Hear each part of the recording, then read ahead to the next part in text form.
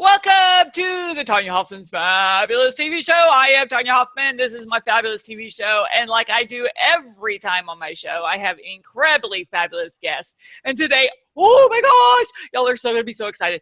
It's Tilde Guajardo. Hey, Tilde, how are you? I'm great. Thanks for having me, Tonya. Oh my gosh. So, it's always fun when we have people that, you just meet some people and you're like, ugh. And then you meet some people, you're like, ugh. And Tilde's like that kind of person. And she's got so much going on. Sometimes I feel like, does anybody do as much work as I do? And then, I meet someone like Tilde. So, so I wanted to remind everyone that we've got a bunch of things going on with the Public Speakers Association. We are now having people come on and do our World's Most Fabulous People series. So we're looking for people for that. And we also have our upcoming summits that we would love to have you on, our teleconferences as well. So go to Public Speakers with an S, Association, all spelled out, .com, so that you could go out there and change lives from the front of the room and really get your message out there and get it known. Okay? So Tilde, tell me how fabulous you are. What do you got going on nowadays? Well, we just had our initial Dare to Dream prayer breakfast this past Saturday, and we had 30 women there, and it was just fabulous. The feedback that we got from the women was really incredible. And to be honest with you, I was kind of hesitant in calling it a prayer breakfast. But I really felt the urge to do that, and combining a little bit of faith. And it was everybody, all faiths were invited and included. But I really just felt it a need, especially with the tone of,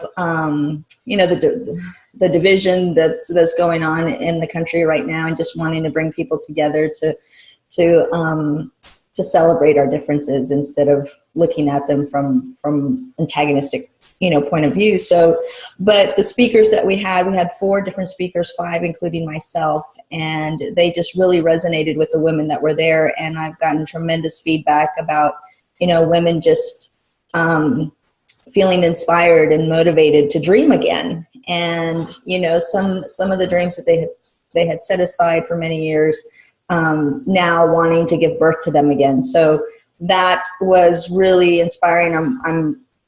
I'm going to be doing more of those on a monthly basis. So people can look out for those. We're also looking at creating a networking event for leaders here in the Dallas area in March, and then our half-day conference in May, on May 20th. I'm really excited about that one, because that one we're partnering with, we're in talks with the Dallas Independent School District, and they want to bring 100 girls to that event. And then, we'll bring 100 women that will then become those girls' mentors. So, the DISD is really, and the partner there, Jamila Thomas, is really excited about it, because, these girls come from underserved communities mainly. Mm-hmm. And for me, one of the passions I have is not only to empower women and girls, but also try and bridge the poverty gap. And one of the main reasons I think that we have the poverty gap is because these women and girls don't have access to a lot of resources. So being able to do that would be just really, really awesome. And then also just not making a one-off kind of event, but to continue that conversation and transformational process for them. So that's sort of a half-day conference. Then in the fall, we'll create a really global conference at that time, to where we'll bring in 300 girls and 300 women, if not more, for that event, with international speakers, and just a true global conference that will then kick off hopefully many more that will come in 2018 around the world. So that's what we're looking at. Love it. Love it. Yeah. Nowadays, it's always interesting to me how, people click themselves, and they're like, wanting to only be around people that are just like them. They look like them, they sound like them, and they don't really branch out and look at how can they help other people. And because we travel around and get to talk to so many people, you really find out that everyone is pretty much the same. We all kind of want the same things in life. And And I think people miss out when they segregate themselves like that.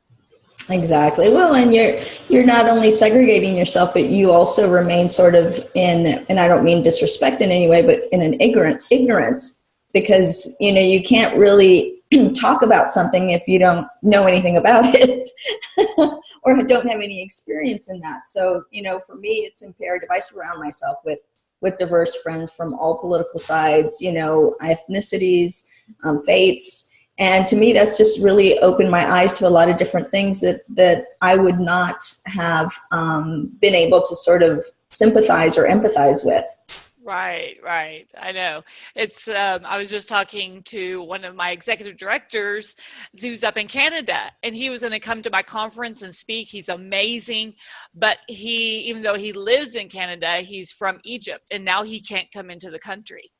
And I'm like, oh, I mean, it's like, it's one thing when you hear about, people not, being affected by things. But when you personally are affected by it, you're like, what? He's amazing. What do you mean he can't come into the country? It's so frustrating.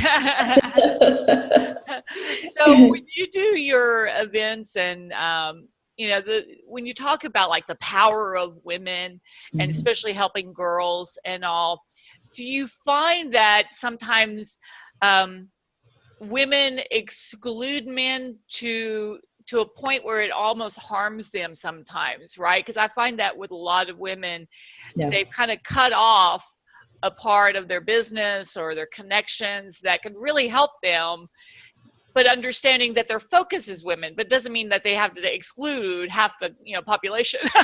Right. No, absolutely. And one of the things that we do here at Womanars is, our target audience are women, but we're always looking for partners that are experts, that are men who support women. So, and there's a lot of men. I was just on the phone with an attorney yesterday, and going to be interviewing him, on Womanars here soon, because he's got a true passion for wanting to help women collaborate, because he sees that there's a component missing, that we don't quite know how to do that, how to form JVs and partnerships and true collaboration on the giving and receiving aspect. So I really was excited that he was, wanting to be on our live Womanars and teach a class on that. So, but I think for me, it's imperative to have men like that, the men who support us and that want to see us, break through that glass ceiling in every areas, and they get that without really having empowered women. We're only pretty much at half level, half power of whatever it is that we're supposed to be doing here on Earth. Yeah, I get a little frustrated with some women, and I get it. I meet men this way too, that think very small, and they're like, well, I'm just kind of comfortable. I just need to make like this much money, and I don't want to be greedy. And I'm like, who ever decided that, helping others was a negative thing? Because that's really what you do when you sell.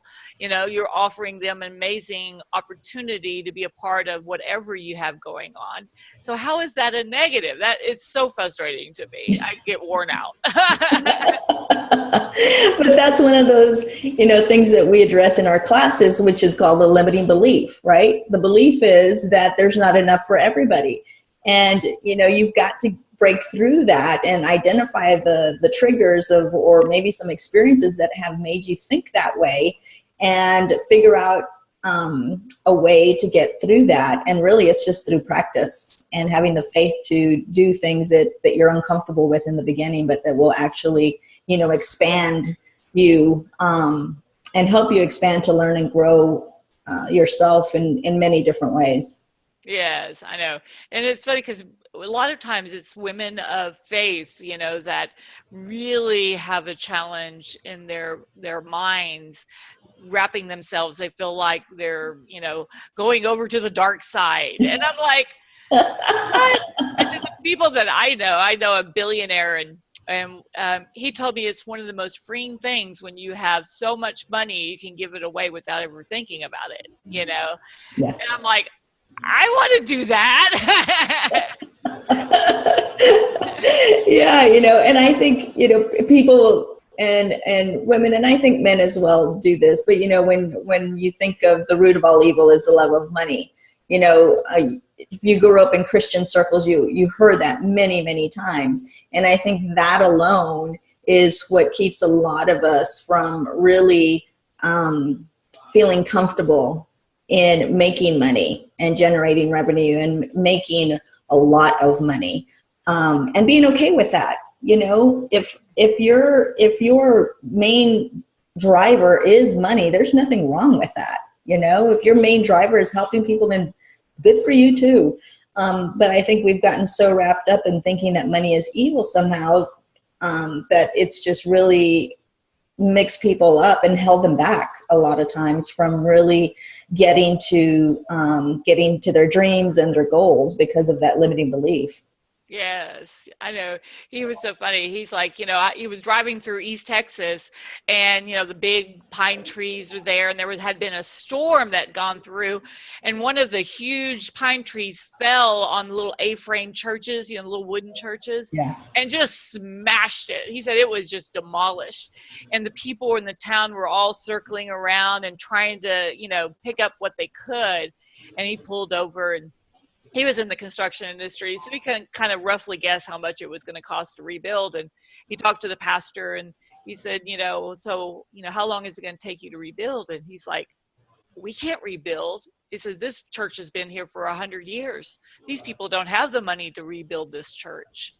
And he just went over to his pickup truck, grabbed his checkbook, wrote out how much he thought it would take to, really cover it, handed it to the pastor, said, have a great life, and drove away, And I'm like, I want to do that, And he goes, it didn't matter that it wasn't his church. It wasn't his even, the denomination. It says he just saw people in real need. And I think that's what we got to understand is that there's different ways to help people. Sometimes it's just taking them something to eat. And then sometimes it's writing, several $1 million check. Yeah, exactly. Whatever it is that you're called to do, just do it. Exactly. I know. Isn't that great? So what do you, what's like one of the things that when you meet women in general that you really want to inspire them to do? I think the whole premise, and why I started Womanars and why I chose the power of women, to be right over our logo is because I want to remind them of who they are and whose they are.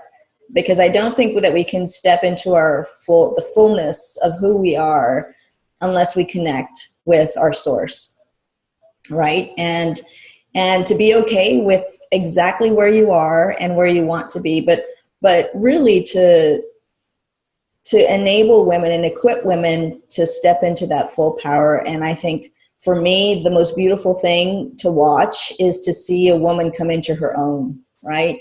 And to be able to be authentic, to be real, to start to peel off the mask that they've been wearing, and to be confident, in exactly who they are, and to want to make a difference then in other women's lives or other girls' lives, and helping them to discover their true selves as well. Yeah, I could always tell the difference when somebody has hit that level, because suddenly if they've got a really true heart, a real honest heart, then they'll actually lift the women up with them, right? And you could kind of just feel that moment that they reached it, and you're like, oh, she's there. Exactly. And for me, like I said, the biggest thrill is to actually see that happening, as I work with women, or like even at these events, the previous event on Saturday I met with one of the women afterwards, and she was just in tears because of what she had experienced. And to me, that's beautiful, for her to want to start to peel off those layers at her own pace, whatever pace that is. And but as long as we're continually learning and growing, I think we're headed in the right direction. Perfect. All right. Well, do you have anything that you would like to offer our listeners today and get them Well, to know you? well, they can actually go to womanars.com, and we have a free master classes. We also, I believe, have a free download for them. So if they just go to womanars.com, it's WOMANARS.com. Go and get your free master class. It's a wonderful class, and it's free. You get it right there and then. Nice. So woman with an A, woman, ARS, is that correct? That is correct. Yeah, and people can reach me directly, Tilde at womanars.com as well if they have any questions, comments, want me to come speak, whatever. We're also always looking for experts in their regarded fields. Our topics are mind, body, spirit, finances, business, and relationships. Nice. Awesome. All right, everybody. So take her up on her offer. Go check out Womanars. You'll want to be a part of it anyways, because she does so many amazing things that you just want to be connected to her.